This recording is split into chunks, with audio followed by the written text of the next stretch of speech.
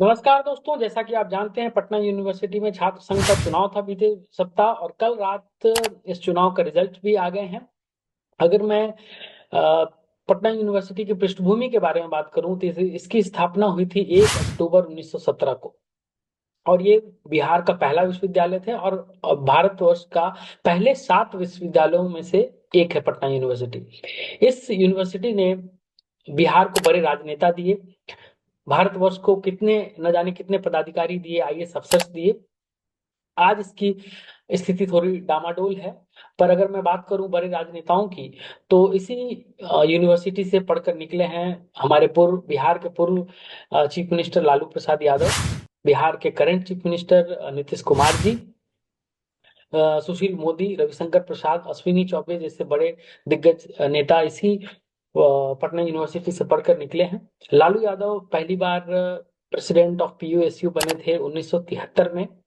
ये पहली बार Patna university student union का चुनाव जीते और प्रेसिडेंट बने थे।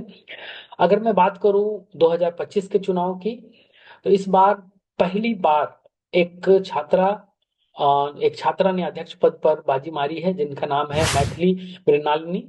वो एबीवीपी की कैंडिडेट थी। और इस बार लड़कियों का डंका बजा है, क्योंकि लगभग 3 लड़कियां कोर कमेटी में जीत कर आई हैं।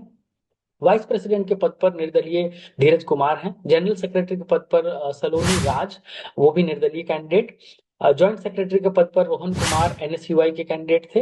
और दूसरे नंबर पर रही जॉइंट सेक्रेटरी के लिए अनु कुमारी, जन सुराज पार्टी के समर्थित कैंडिडेट थी। और पहली बार जन सुराज ने अपने कैंडिडेट को इसमें उतारा था इस इलेक्शन में। बट वो जॉइंट सेक्रेटरी के लिए सेकेंड नंबर पर रह गई। पहले 2 राउंड तक ये लीड कर रही थी, बट तीसरा राउंड आते आते ये हार चुकी। उसके बाद ट्रेजरर के पद पर हैं सौम्य श्रीवास्तव, अगेन ये एनएसयूआई के समर्थित कैंडिडेट थी। अ, इस बार अगर हम मुख्य पॉइंट्स पूरे इलेक्शन में जो मुख्य अ, घटनाएं हुई, अगर उनको हम ध्यान में रखें तो क्या क्या निकल कर आया इस चुनाव में से। प्रशांत किशोर को, जैसा कि बीपीएससी के जब उन्होंने बीपीएससी के कैंडिडेट्स के लिए, विद्यार्थियों के लिए धरना प्रदर्शन किया था, उस समय एक चेहरा उभर कर आ रहा था कि विद्यार्थियों में इनकी एक अलग डिमांड, इनके लिए अलग सम्मान उभर कर आया था। पर ये इलेक्शन में हमें देखने को नहीं मिला। इस इलेक्शन के दौरान हमने देखा कि प्रशांत किशोर के कैंडिडेट्स बहुत अच्छा परफॉर्म नहीं कर पाए। और जेडीयू की अगर हम बात करें तो इन्हें उम्मीदवार ही नहीं मिला।